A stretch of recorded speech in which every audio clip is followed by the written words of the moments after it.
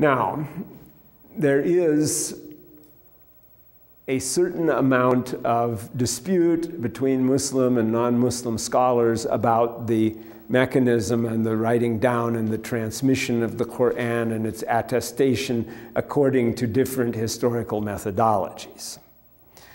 And especially in the postmodern era that you're aware of, there have come about certain ultra skeptical viewpoints about everything connected with the distant past, or in fact even with the recent past.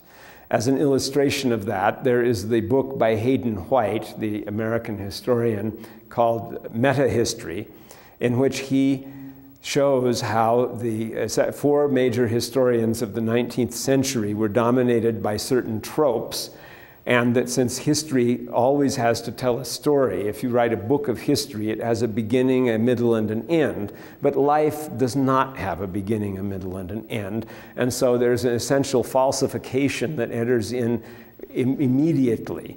And furthermore, for the story to be any good, there has to be implotment. That is, there has to be a plot, and the story has to be something reasonable. So he says, these 19th century historians corrupted history. And in fact, we can't know anything factually about the 19th century. It's too remote. The information is lost, and all we are doing is looking through these various colored and dark glasses, and so we can't know anything. Well, if you take that kind of attitude about the 19th century, what could possibly be left when you come to medieval or ancient times? Then you really don't know anything, because the surrounding silence is very great. All you have are these literary pieces that have come down. How do you know anything about them?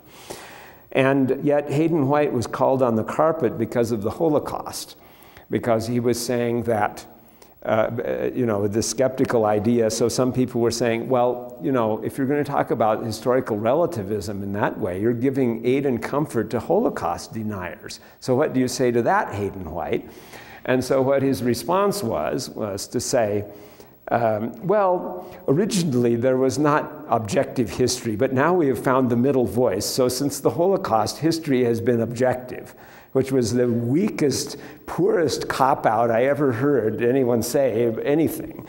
And so Hayden White's whole project, in my view, just crumbled because of that. Although the criticism that in the past people have leaned to too much definiteness about the past certainly is valid. And now people are, as compensation for that, leaning too much the other way. Currently, in ancient and medieval history, the watchword is quite ultra-skepticism, although really ancient history went through its ultra-skeptical phase a few generations ago under the German critics, and Middle Eastern history now is split, where you have a very polemical school of Western historians essentially attacking the roots of Islam, and the Muslims naturally don't accept that, and then some other historians are not so ultra-critical. And in these arguments, Western historians will say, well, if there is no material proof, it didn't happen, which is kind of a dangerous, slippery slope to get on, because that would undermine the possibility of saying much that is probable about the past. And so they want something like the papyrus document dated to the year 22 of the Hijra, which shows that in the year 22, the new Islamic calendrical system was in use with a new counting of the years, and that was said to have been introduced in the year 18, so that's a very early, satisfactory material proof. Now, what's the state of material proof as regards the Qur'an? And since there's even been in the press somewhat with that rather ridiculous article in the Atlantic Monthly on this subject that a while ago, did any of you read that or see it? None of you took notice of that? Oh, well. See, with the Bible, all of the manuscripts that exist under the sun have been collated, and every single sentence and every single word has been investigated by a microscope, and little pieces of the margins have been cut off to make radiocarbon dating, and nothing has been left unturned to establish what is the limits of the historicity of that. And the Dead Sea Scrolls, you saw all the big hullabaloo about that because of the slowness of the scholars who had been charged with working on that and how it was broken open and so forth.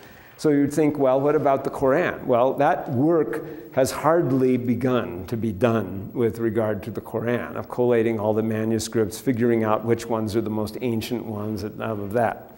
And naturally, these manuscripts, like biblical manuscripts, aren't dated, because in the early times of scribal traditions in a place, they would not go around putting the dates on things. Later, they got in the habit of doing that, and when they copied a manuscript, they'd put the date, but maybe the holy books too, because they shouldn't have extra words in them, they tended not to have that.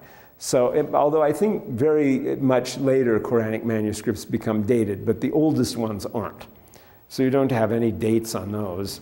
And also, you don't have the epigraphy, meaning the styles of writing figured out with a great deal of accuracy. So you have some people saying,